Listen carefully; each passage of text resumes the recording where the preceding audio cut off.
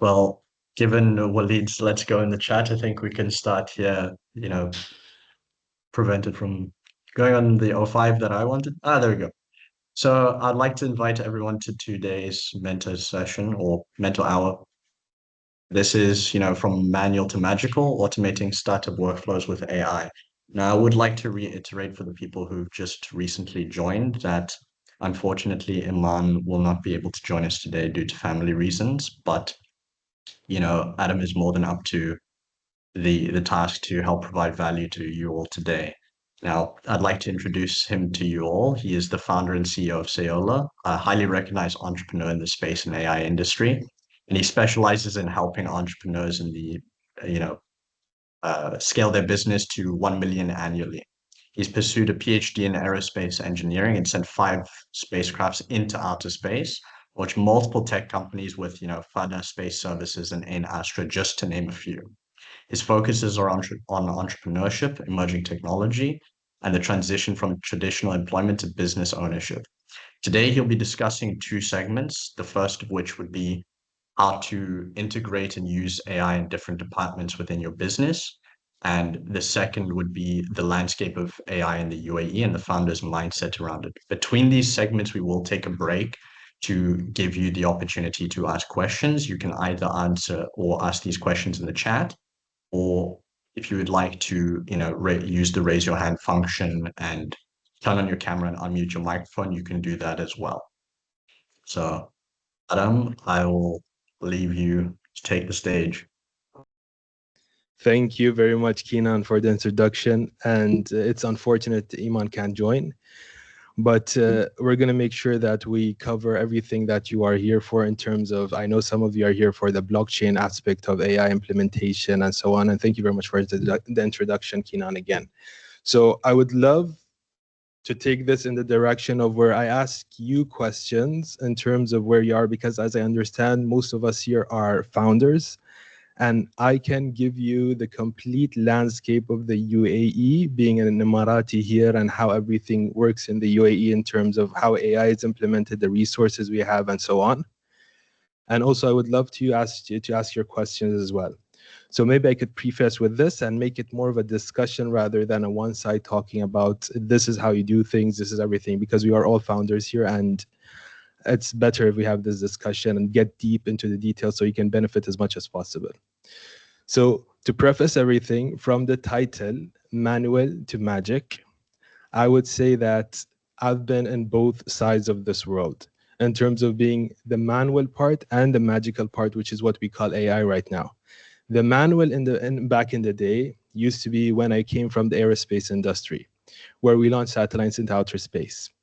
And to get things done at that time, and I'm coming to the point where AI is integrated with everything right now, we had to go through rigorous coding, rigorous tasks, rigorous testing, and so on, where there was this human element and error in the case. Now, like today I was thinking about this and I was saying, it's insane and crazy of an idea if you decide to start a SaaS company thinking that I'm going to do this with $200,000 upfront for whatever we're going to do, and then I'm going to hire this many people and so on. Because right now everything has changed and the landscape has changed.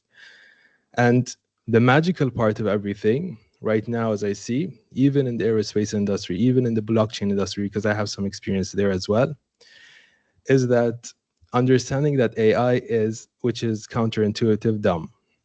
Meaning that how AI works is essentially it's predicting the next thing you're going to do, like in very simple terms. And treating it as that is how we can make AI work for us within our business and integrate it within everything. So me looking at different entities here in the UAE, working from big governmental entities, big organizations, and small, medium businesses, and also solopreneurs, each one has a certain requirement and certain mindset towards AI, and each one may be having different emotions towards it in terms of this will take over my job, or I need to implement this because my competitor is implementing. I need to show myself I'm powerful enough and I have enough. It's like the space race back in the day, where why did we send satellites up into space? To show that we have power and advanced technology. There's the same thing happening in the entrepreneurship world. And the biggest question mark, and maybe I'm going to start taking your questions from this and your interaction. The biggest question mark right now, and I would love to hear from you as well, is 90% of people say we are AI or we have integrated AI. But in reality, nobody has a clue where to integrate AI within their business, whether it's marketing department, sales department, and client delivery, client success. Where exactly should we implement AI? And I would love to hear from you first before I get into the details of all of this. What do you think about the integration of AI, and where do you see the difficulties of integrating AI right now within your business? So for those of you in the audience, feel free to drop some of the questions in the chat, or if you like, raise your hand and you can unmute your microphone so that you can relay your question to Adam directly. Happy to jump in. Hello, nice to meet you. Thank you for this session this morning. I'm Yasmin, based in Dubai. Just got our trade license actually approved for DIFC, so excited to start building. We run a consulting and branding design studio, so more on the creative side, but also heavily in the strategy. We use AI tools, but the way I feel about AI is it's kind of like learning how to surf. When you're kind of in the moment, you're learning how to surf. It feels great, but it's also a struggle because like the waves just come crashing down on you. It's annoying. You fall off your board, you waste time. And I kind of feel like we're there, but really want to get to the moment where when you surf the wave and it feels amazing, kind of that magic, because we're using tools across the different aspects. So the creative tools, use obviously chat, etc., heavily in the strat, but it's fragmented. And I think there's two things: is the quality of the output is still super lacking, especially for the creative tools. But then still the manual integration. So even for strategy, like you still have to lift all of, and probably not doing it right, but lifting the output and putting it into something valuable is still super manual. So yes, it's kind of good for starting, but the fragmented aspect of it is, I think, frustrating. And then I think on the flip side of running the business, would love to know what you guys are all using to do to use that. So efficiency on like the accounting side and the admin side, and not got into kind of the agentic side yet. So would love to hear kind of how everyone's using the best tools for that. So that's just brief experience. Mm-hmm. Amazing, thank you, and congratulations on the license. You're going to start shipping now, as they say in the AI world. So yeah, very interesting point you mentioned about fragmentation. The way I've seen businesses run right now in terms of integrating AI, the first question I'd ask always is, do you actually need AI, or is it AI, or is it just automation, just delegating tasks to other things? In the creative industry and branding industry, I know tools like you're also familiar with Midjourney and the VO tools in terms of Google and all these different tools that people are starting using, upscaling, downscaling, just how to have that quality in and so on. So in that sense, we build on AI right now, and the way I am doing it as well is assuming that technology will be really well in 6 months' time, that will cater to all of this, because right now it has a lot of human involvement and it's not as magical as we'd like it to be, and it creates more complexity in certain processes, let's say within a business, rather than making it easier or delegating the tasks to it to get it done. And we need to be very careful in terms of what we integrate AI within. And let me give you just a brief of what I'm seeing with the big organizations right now. 2022, the conversations, every call I got was, should we use OpenAI's API or just stick to some chatbot called Raza SDK or interface, so we just get the job done? Then the conversations and questions become, should we use OpenAI or Claude or other LLMs, or should we not also go that route and have our own because of privacy concerns and so on? Then the conversations become, do we really need AI because we're spending this much money and we're not getting any business outcome? Okay, let's say the employees are more productive, they're writing better emails and so on, but what is the business performance outcome we're getting out of this? Because at the end of the day, as a founder, we care about the lifeline of the business, which is the cash that's coming in for the business, to generate the revenue, so we can scale and also impact more people from that. So that's the third question. And now the sentiment from 1 month back I'm seeing is that there's this peak in hate towards AI, in terms of, let me be very careful about this because something was promised and the outcome was not achieved. And this is adding complexity from a business standpoint. And it looks cool. I want it within my business. And just because my competitors are adding it. And I was in this fintech, since we were part of this, I was in this fintech private event. And that person was talking about using AI for the past 3 years to increase the ROI of all the investments from the family offices that were there. And I just asked one question to that guy, saying that, do you actually need AI to do this? Because given the time frame you're showing, the track record, AI wasn't developed that much to where it was in 6 months to actually achieve these outcomes. He argued first, then came to me after the stage and told me, no, we actually don't need AI, but our competitors are doing it, and we're going to lose market share if we don't add AI. So that's the only part in AI integration I'm looking at right now. How can we make it efficient where it drives business outcomes and not a look good, feel good, add complexity, and be busy with the wrong things within the business that will not move anything forward?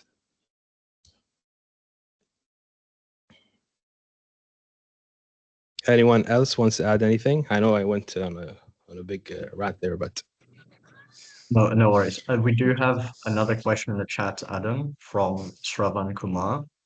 He says he's from India and co-founder of Ankita Design Engineers, ADE, robotics and automation consultant services. He's exploring the integration of AI in food and beverage automation, specifically where robots can cook and serve food. Could you please share your insights on that? so if you think about satellites, they're robots in space, and they're rigorously tested so they don't fail in space, where once something is up there, you can't just go and fix it. So, and my passion comes from robotics into this field and so on. And I've been doing that for the past 10 years. So let me tell you something about AI within the physical and hardware space. This is very recent, but from 1 month back, everyone has been shifting their attention from, okay, everything is digital now. Everything is on the PC. Everything needs this computer to operate in it, like let's say the LLMs and so on. But what about the physical aspect of everything? What about the hardware? Nobody's tapping into that. Everyone is busy with OpenAI and not with hardware development in terms of robotics, the servo mechanisms, and all these mechanics that go with the robotics. So I ran a couple of surveys around this, and also with Perplexity's help, a couple of research in the Perplexity labs. And this seems like a growing field. That's in terms of the market, because as a founder, the first thing I would see is my time worth it to spend in this industry? Is it growing? Would they have money? There is a need for it. Is there a need for it or not? And then if it's yes, then yes, I move forward with it.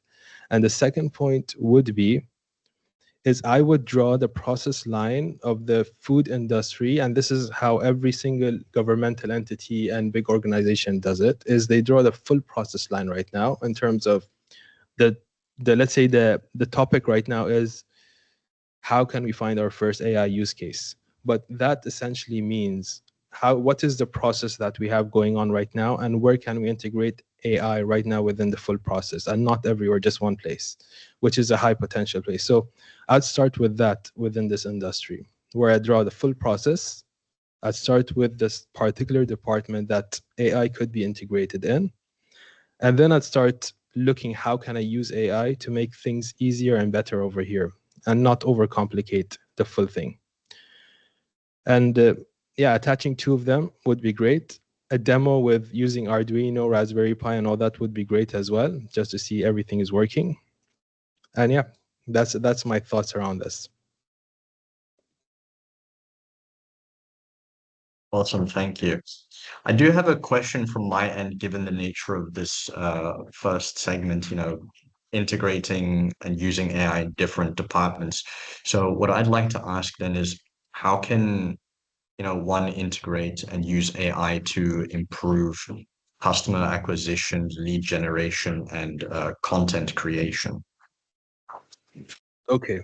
Okay. Very good question. So I assume most of you have social media accounts and emails as well, which is under your business domain. And sometimes you get those emails that say some weird thing or have some weird first name within, or even WhatsApp messages you get. Maybe if you've been looking for housing in the UAE or something, you've had your numbers with a couple of agents and they WhatsApp you.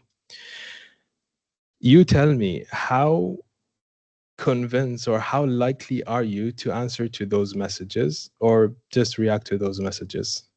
That's one question, because I get them on a daily basis. And how accurate are those messages? And the third thing, and this is just one example, is how many of them have placeholders, which is first underscore name, like those mistakes happen. The point I'm trying to make here is that it's sniffed by people. AI is sniffed right now in the marketing department by people. And understanding the human psychology behind this is what's going to make AI work. So how everything is working from a business perspective, we care about our reputation within the marketplace. We care about what the client results we're getting, and so on. If they sniff that kind of thing, which I'm now terming this and calling this the sniff test, which is the people before interacting within your business, they're going to see, is this person using AI? I'm sure if you go on LinkedIn, you're going to see this post, is this by AI or is this by the human itself? So understanding this psychology, that how can we use AI to make us more human, and I know it's a question mark statement, is how business can work. Let's take examples right now.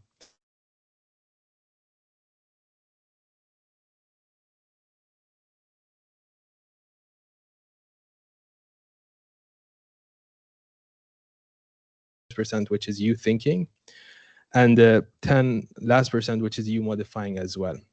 So human intervention right now, as Yasmin also mentioned, the fragmentation problem and so on, is we're not at that stage yet to allow AI to do things for us completely.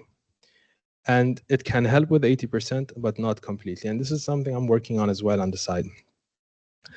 So integrating it within the process, within your business, because we have different businesses, whether it is in sales, whether it's in lead generation, whether it's in lead nurture, the emails you send, whatever it is understanding that they need to sense they're there for a premium experience and a brand, your reputation, and not there for whatever you're going to offer. That's one thing I'm seeing. And the second thing is, I don't know how many consultants are in here or with anything within that industry. I think that question was from consultant. And if you're a consultant right now, and I'm running consultancy, that's why I know about this aspect, is LLMs right now are smarter than 1,000 humans. And consultants, what do we do at the end of the day is we provide information. So people right now are shifting towards, okay, let me ask this LLM and create for me this consultancy thing rather than pay 100,000 to XYZ person. So information is kind of going out of the window. Then the other aspect of it is completely me being hands-on premium experience that works in this region. Yes, they love that custom solution just for me, pamper me, this is my experience and so on. That works. But worldwide, what I'm seeing is that co-development thing where you're giving just enough information and just enough in terms of implementation and get them getting the results ASAP and as soon as possible. That's two elements. If we apply it with AI for our business and make AI work for our business, that's how we get that business productivity opportunities and not the personal productivity where I'm using ChatGPT. Yes, I'm productive. Yes, but where's the outcome? Yes, I hope that answers. Awesome. Thank you. We have quite a couple of questions now in the chat as well. The first of which is from Guts. In your view, what basics need to be in place in terms of setup, knowledge, or internal capabilities for a startup to move beyond AI washing or investor pleasing and actually unlock measurable impact? Amazing question. So this technology right now is going in through cycles, and if you've because the top part of the topic here is also blockchain. If you remember Web3 in 2017, what happened is that everyone was getting into it, and then the UAE suddenly came on the news. I don't know, it was it was one website. I don't want to cite them wrong, saying that it funded 20% of these all projects, Web3 projects that came out because the technology was going through that hype phase. Right now, we are at that phase. And those VCs and investors got burned at that time. So we are at that phase.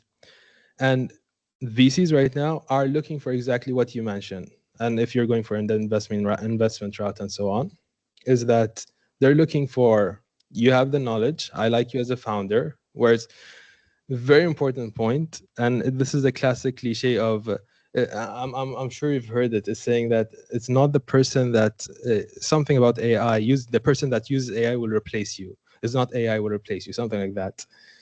It's the person's mindset. That's the most important part here, the founder's mindset and how they go upon things. So for the startup and the capabilities, one, you have to have a full process plan of a vertical that you understand. Let's say the food and automation that was mentioned, that person maybe understands the food and automation industry and wants to do that for that vertical. First, I'd choose a vertical. Second, I'd bet on the technology being better in 6 to 12 months and build for that and not for today, because you know that every single day this technology is just moving so fast. That's the second point. Once I understand that, I'll start building and sub components of what I want to build as a whole. And I'm giving you my exact process of how I'm building this right now. And I'd start shipping those sub components to the right people to get feedback. And this is assuming you have the knowledge for AI. And if you don't have the knowledge, I'd say the easiest thing to do right now is to ask AI, how can I use you? Like what can I do with you? Like for example, let's say Cloud Code. If you're looking for a tutorial of Cloud Code, everyone has their own opinions. Or Cursor, these are popular tools right now. You just go in Cloud Code and Cursor and say, what should I write? What should I do? What is an MCP? What is whatever within this? Just tell me and it's going to do it for you. So I just get my hands dirty as soon as possible. The second question is, what is the definition of AGI and when is it expected to be achieved? In the current landscape, small-scale startups are struggling to compete with rapid advancements. Amazing. How can these smaller companies affect? So you have a massive advantage right now. You don't have the bureaucracy and office politics of big companies. That's one. And two, you don't have much to lose. If you're a small company, you're just starting out. Like, let's say my biggest loss would be if I'm a small company just starting out $5,000 from a client. Big companies has 10 millions in terms of losing. So you have speed at your advantage over there. And when is it expected to be achieved? There's this report called AI Report 2027. And I highly, highly recommend it. It just shows a trajectory of how things are moving. Right now, if we just draw this exponential graph, we're at the very beginning right now in terms of you getting good at the technology. And us or YouTube videos or if you're getting pitched by AI consultants as well, who they're talking about N8N, that's kind of like you're a bit behind. Now we're way beyond N8N. N8N was like the DOS right now, and before that was prompt engineering. Like you need to know prompt engineering. Then you need to have this canvas workflows and so on, connect the nodes to get AI to work. Now it's more of like prompted to make it work, but each skill stacks on the next skill that's coming up. So it's going to be exponential at some point, this growth. And where we are right now is understanding the canvas structure of, let me add this structure and so on within. And the third level would be going to the code section, but it's going to be exponential. So I wouldn't say it's a linear growth, but it's an exponential growth, and it's going to be fast in the next 6 to 12 months. That's how I see it. I move to the next question, Keenan. Yes, of course. I founded a geospatial company and innovator of real estate that serves clients mapping with developments, infrastructure products. And am I exploring AI? So this was, let me tell you just, there's a company that I had which was called Ain Astra. You can search it up. And what we did essentially here is we looked at land deformation using satellite data. So we downloaded satellite data every single day. You looked at land deformation at certain different where they were pulling out water here in the UAE and seeing how much is being deformed every single day. And this was very important for real estate industries, for housing authorities, and so on. And there, for 4 years, we used AI. AI meaning not AI as we know today, ChatGPT, LLMs, just predictive analytics and so on, but more of those neural networks, back propagation, like very, very old things, machine learning, so the basis of everything. And there's a high demand for this, I can tell you for a fact, because that company got acquired by something. So it's a bit confidential, but there was a high demand for it in terms of the infrastructure and the communities and the cities. And if you want ROI and the investment, I'm just giving you my experience in terms of that industry, and there's a high demand for it. And especially if you're having real-time data from satellites, you can use Sentinel. They have free data as well from the satellites. Just pull the data every single day if you want, like that part. I can go into details like the technical if you want. Hello, Ahmed from Bahrain here. I am building a product to assess job descriptions. Currently in the AI ideally is expected. Recommend courses. Assess. What is your recommendation early stage? So this just add into your mind how information got democratized or disrupted right now. And courses, just double think that part. I'd tell you. And the second thing, I got this request yesterday by someone asking me the same thing and whether we do it or not. It was that can you get Emiratis to upload their information so a CV is generated and matched with the right supplier or the right recruiter within the industry? So it's kind of a demand and supply situation over here. So you have two sides. So any recommendation for this would be you're essentially building a two-side situation right over here, where you need to either put your back to one side and supply and generate the demand, or demand and stop the supply part. So help the supply part, then get this going. It's like a chicken and egg problem. And it's kind of the marketplace, multi-sided platform kind of thing. I think of that aspect of this. How are you going to do it? I need more context, of course. And the second part is AI. And let me just give you also some information. Last year, someone wanted to do this, and he paid a development agency a certain amount to do this with AI. But this year, that person, let's say that big number he paid, let's say, to build this out, got disrupted really fast, and he's like, I just built this out with a fraction of the costs with Cursor and these cloud code tools and so on. But it's not fully functional, production ready and so on with the features and so on. But he built something similar out. So I'd build it fast, take 2 to 3 days, build it out fast, try shipping it, try seeing who's interested in it, keep it free at the very beginning if you want to get feedback, and see how it goes if you want like how to get this off the ground. Assuming that you have done your research in terms of the market needs this. And yeah, I see the market needs this, the recruitment thing. What's the name of company, Adham? Which one exactly? So maybe you could tell me? Yeah, Ain Astra, exactly, yes. So AI definitely enhances product. However, do you believe it could affect credibility of a business once it's Yes. So this comes back to the sniff test. So let me give you this example. I don't know if I said it or not. When you go to the perfume shop, you just don't put every perfume on, right? You smell it first and then you put it on. So AI within businesses is the same. The consumer, the buyer, the other side will always, and I'm thinking every single post on LinkedIn and every single comment on social media, is this AI or is this human? And imagine a scenario where this becomes very easy and everyone is doing it and it's 100x's. What becomes most important in that scenario? Like, let's see, everything is 100x, content 100x's, and all AI generated. There's not much weight, and you can't. It becomes a commodity like potato, like a vegetable or something. It's all the same. So I'd say it's very, very important. And I know many people are not comfortable with this, but your brand, as you being the founder, is very, very, very extremely important right now in the age of AI, where you being the soul of your company. Before, we could have gotten by a logo that was editorial design and, you know, those cool things that we used to do.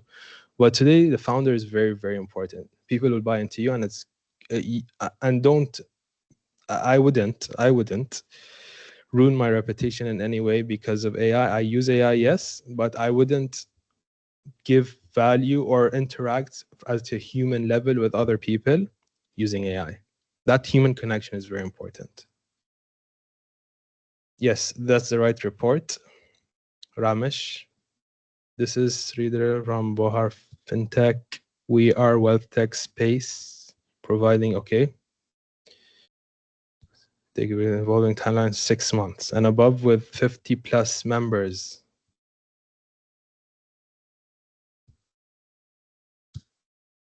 Goes about clean go live product. So it's gonna be rough.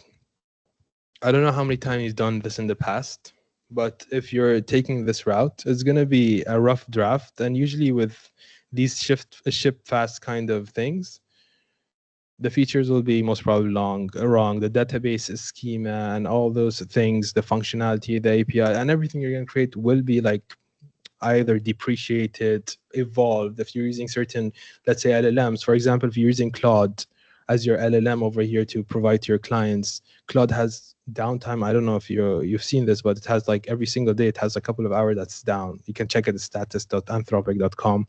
So just taking those things into mind, I'd focus on how can I keep this alive as much as possible, and knowing that what part of their process should I start with. So I'd start with one part as only in terms of productivity. So people writing better emails does not equal business outcomes for a big organization, and pure business outcomes will not provide anything if nobody knows how to use OpenAI within your industry or your organization. So it's kind of a two-way approach, a sandwich approach in terms of from bottom up and top down. And getting to a certain metric that you can measure. For example, for wealth tech, we have a family office, and I understand in terms of multi-investment products, my only care about everything is ROI. How much ROI am I getting? So if that could increase with whatever you're building out, it's a sure yes. GOTS is on Otter plan. That's a question, yes. So yeah, it should be more than, I'm joking. And indeed was quoted on that huge amount to create the product element, build it. Yes, exactly, Ahmed. So just for context, I hired a couple of developers 3 years back to build a wealth tech exactly platform for my own need. And the cost of that and the headache that came with it and the time it took was not like, now today think about it, I would never take that decision again, knowing what I know about AI and where we have reached. So it's really fast to ship such products. I shipped 2 products in the past weekend. So it's that fast right now. Gods, if you want to unmute you can do so. Oh yes.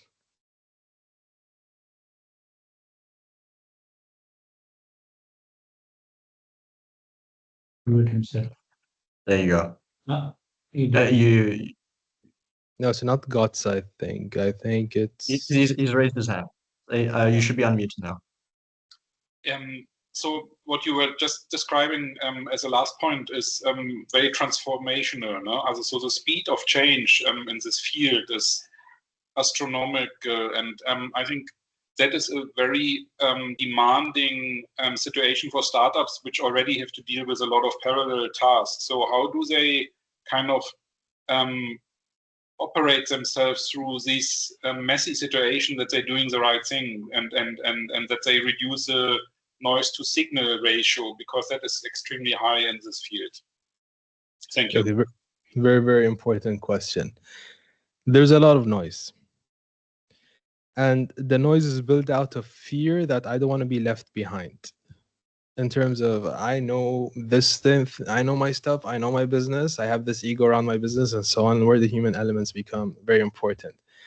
And the way to cut through and people sense, and if you want to be that sound or the leading authority within or within your business, also giving it that soul, is by having certain values and principles that you stick to no matter what. For example, I will never ship something if I feel it's half ready, just for the sake of a quick cash grab or whatever. So the values and principles, as I say, we're going back to the human element, is that it's going to be very, very important for you. And that's how I'm taking it as well.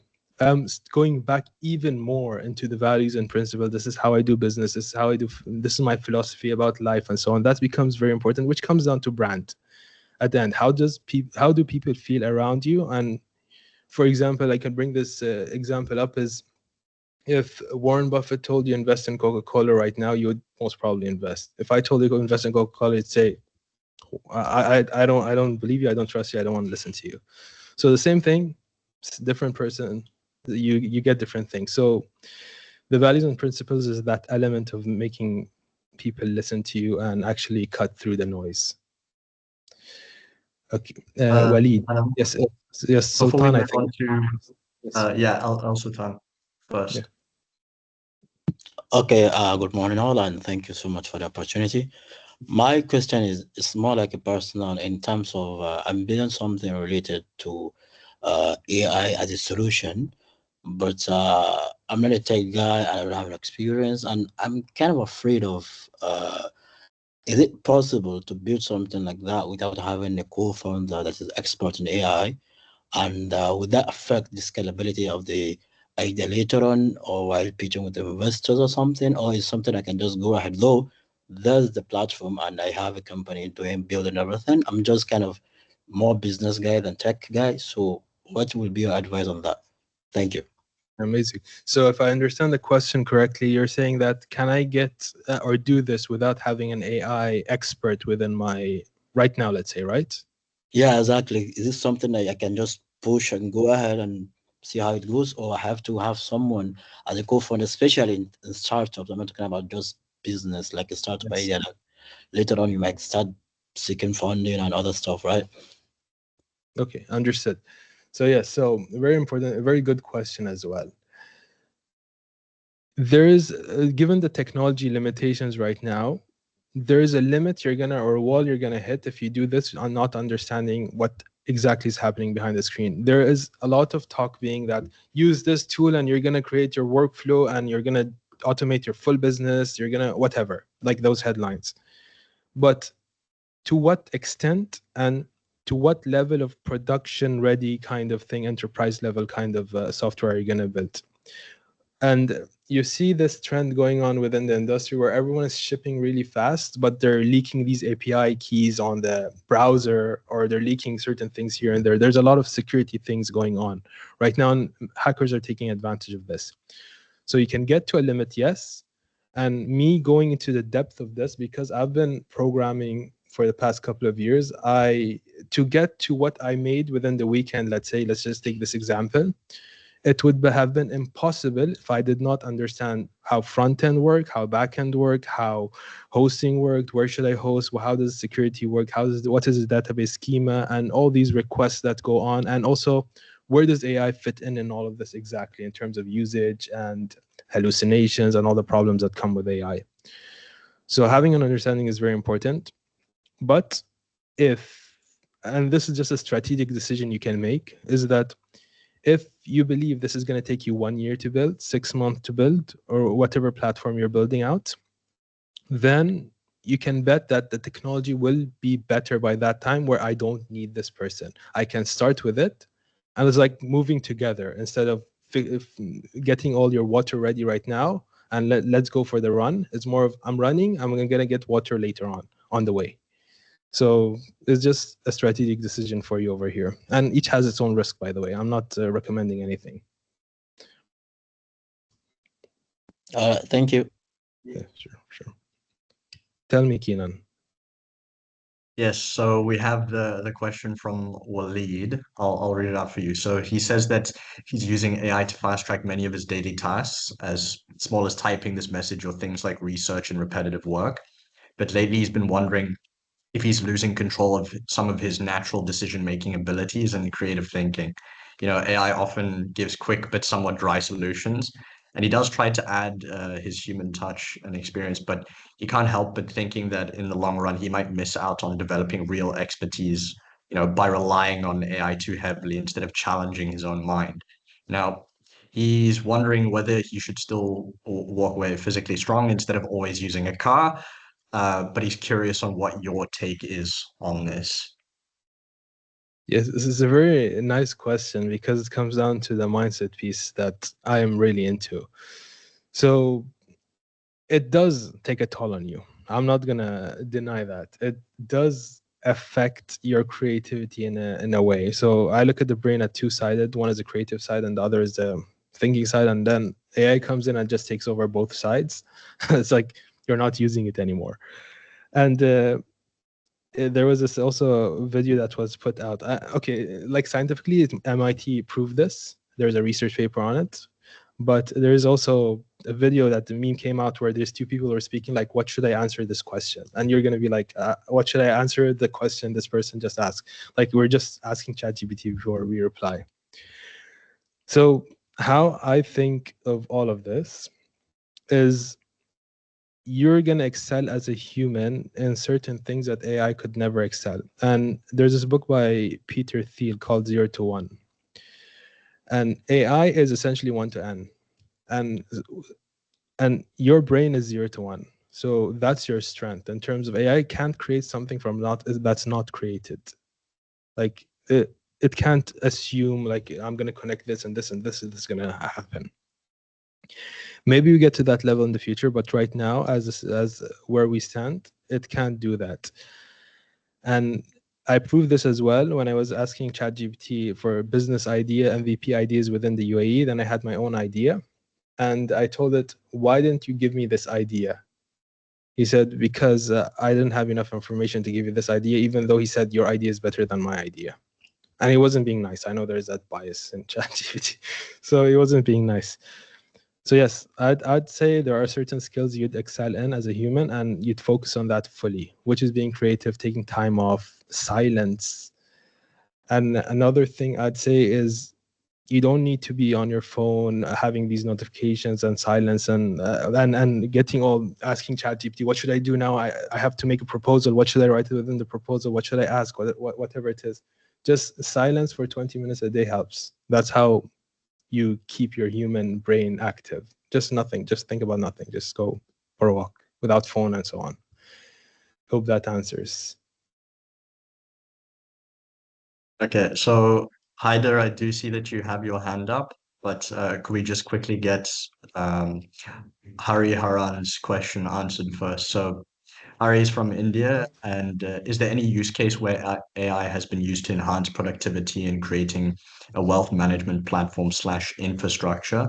And one more question, if and where AI has been used to secure onboarding in financial services space. This is also from the aspect where it's not just superficial, but in terms of real value to the onboarding solution.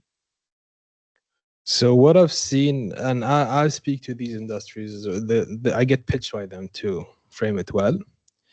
They all promise ROI, but it's not from AI.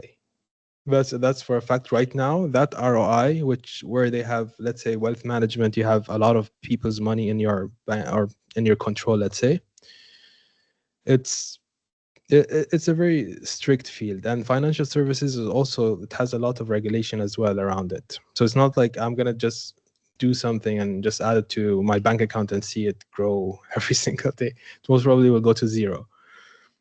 So there's a lot of manual intervention over there. So if I'd be cautious first of seeing these examples. I'm not mentioning examples because there are many examples, yes, but behind the hood, I would ask, are they really using AI the way AI is supposed to be used? Or is it just a name to get more funding and more clients and customers and show their competitors, oh, BlackRock is doing that, so we're also doing this as well, whatever it is. So yeah, that's what I'd look into. That proves market demand if there's someone who's actually doing it and they're making money out of it, and that's how you'd get your answer as well. Brain atrophy is real. Yes, this is the study, I think. So, Adam, Haida Ali has a question for you. Haida, if you'd like to unmute your microphone and ask away. I don't. Yes. Yes. Yeah. Hi. Sure. Am I audible? Right. Yes, I hear you, but Okay. I can't see you. Yes. So I don't know where is the screen. Anyways, Okay. yeah, sure. Right. I will not blur my background because I'm home today. So a little bit introduction of myself. I'm playing with data from last 22 years. I have almost 22 years industry experience. I'm working with Dell as a technology and AI consultant for large enterprises like ADNOC, Imar, and other companies. So, and I'm a technology mentor for the startups as well. But at the moment, I'm planning to start my own. Playing with data is something which I love to do since last 22 years. I want to start something. I mean, run something a research-based thing which I can use it for IEEE paper as well. Which I wrote IEEE paper probably 15, 16 years back on factor-based analysis for market research and for marketing industry, but now I want to go for it. And I think space science is something which will be very interesting, which I want to research on it. So, what do you recommend? What are the possible topics which I can go for? And maybe I can go for a product later on that as well. So you're asking for research-based topics, right? Yes, which can be a product later as well. Yeah, I think that's a big question in itself. We need to Hmm. check an ideal, and this is my PhD hat on. So Hmm. ideally, we check literature review, what's been done so far, and where are the gaps within the market right now. And that could be easily done. I made a video about this actually. You can do it using Manus or these tools where you can just let it run, read a bunch of papers on Scopus, IEEE, and all these notable Nature maybe as well, and get those papers, read them out, look at the gap, where they headed to, or prove someone wrong, and you have your paper over there. But the bigger question I'd ask, my work was done mainly, and I have papers also on IEEE. That's why I have this question as well. The bigger question I'd ask, why? Because behind closed doors, professors also like we're well connected, and behind closed doors, the conversations are every single day. What is happening to our industry? What is happening to research papers? What is happening to education? What is happening to all of this that's happening right now? So if it's more of a credibility thing, you can do it, but for how long, I'd ask. And point number two is, with everything that goes on within to get a research paper out, I'd ask, like, wait, I think there's someone unmuted, right? Unmute, yeah. So I'd ask with like, what contribution do I want to make out of this? So you see, I'm going in a different direction. Maybe you hate me for this, but what contribution to the space would I have with this? And then prove that contribution everywhere. That's how I would think of it, instead of an IEEE topic research, because there are professors using AI to get their papers out, and they know people within, let's say, certain entities, and they just get approved for it. So is that a battle you want to compete? That's the question. That's a very good point which you raised. Actually, the aim for this, I can select any topic from ChatGPT or DeepSeek or anything, but the only reason why I'm asking, because you have industry experience, especially related to space science, which I'm lacking. So if you Mhm. talk about oil and gas industry or a seismic data industry or any real estate industry, telecom, I have a telecom experience with all the top MNCs, Nokia, Ericsson, you name any Etisalat. I know their pain points. I can look into that, but especially the space science or any real life use case, because this is I believe where AI lacks. So AI cannot give you the pain points, or it cannot anticipate those things which a human can do better. And a lot of people think that the Gen AI is the real AI, which I strongly believe is not the AI. It's just a content generation kind of thing. So that was the reason why I raised this question. I shared my LinkedIn thing and my contact number as well. Okay. A lot of time I'm in DIFC and I do the mentorship for the schools, the startups. So probably we can meet sometime and I can seek help from you on this topic. 100%. 100%. Just let me add to that point as well, is that within the space industry, it's also an industry that is using technology from the past 10 years, even though they're testing new technology, which is what is today. And because of reliability of that thing that we send into space working. So maybe that's something also we can talk about later, just because of time. Should we continue, Keenan, with the So question? Adam, if you have the time to maybe answer one more question, as succinctly as possible, I think from there we'll then wrap it up, given we are a bit constrained right now. Okay. Design such a system with AI tools. What is the best? Which one you choose? There's 3 questions. I can go through all, but yeah. Okay, I would say perhaps maybe I suppose the first one would have context. I would say what are the best AI technology or frameworks to achieve what they've mentioned regarding AromaSoft? Aroma soft. Okay, yeah. Business, industrial control process, operations, business. How can I design and generate system using AI tools?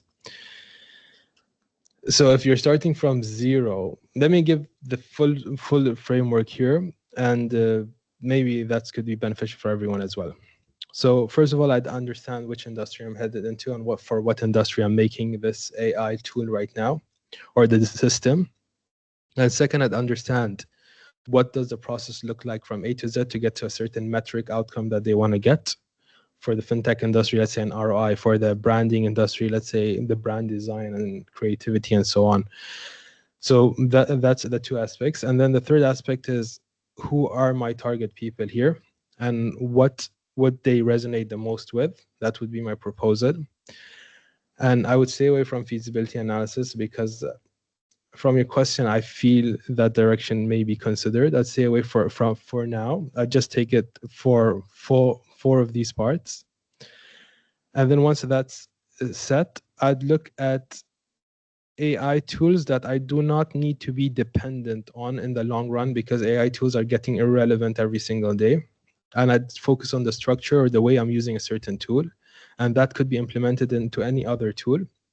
Let's say OpenAI and LLM, or whether I'm using, for your case, relevance maybe, N8N maybe. N8N became irrelevant. So I just look at the structure around things, and I'd go to market ASAP and see what would they say. Like, would they say yes or no?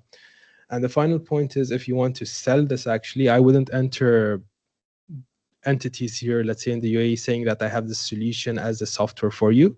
I'd enter as a workshop that would achieve a certain outcome which is related to your software, because then you don't have the tech people with all the standards in the meeting room, because it's more now of a workshop, and that's just a one-time thing. And then you get your trust and credibility, and then you can enter that space. Platforms. Yeah, I can tell you names of platforms I am using, but to be honest, every single day it's going irrelevant. Like, I subscribed and unsubscribed to Midjourney, and there's like every single tool is coming and going because something better is coming out. The main point is, and maybe this is a final nice note, is become an orchestrator of these AI tools rather than relying and become an expert in any of them. Well, thank you, Adam, for that as well.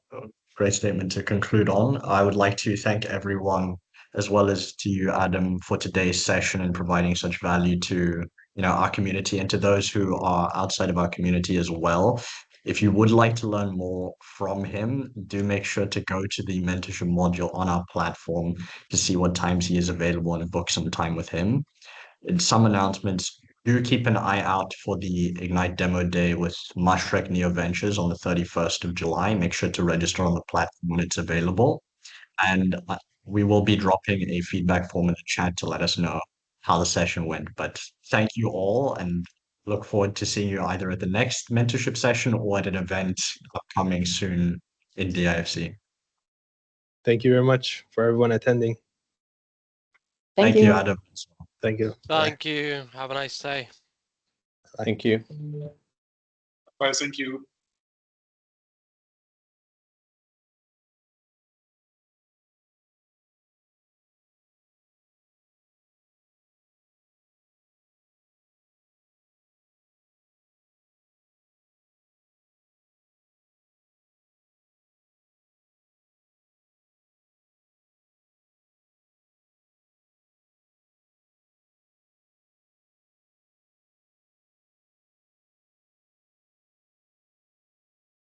Additionally, we will have the recording available on our YouTube channel. So if you want to go over it again to see any of the points that he's discussed today, you can go check it out there as well.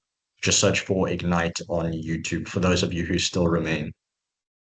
That's so unfair for the people who have left us. I was just curious, why are we even still here? No worries. It's a mistake on my end, but